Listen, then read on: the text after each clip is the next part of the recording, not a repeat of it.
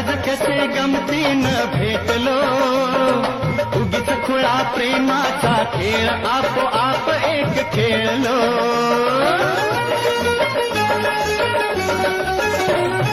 रंग त्याच खेळाचे अंतरंगी नकळताच उतरले, रंगलास तूही त्यात मीही त्याच प्रेम रंगी रंगले.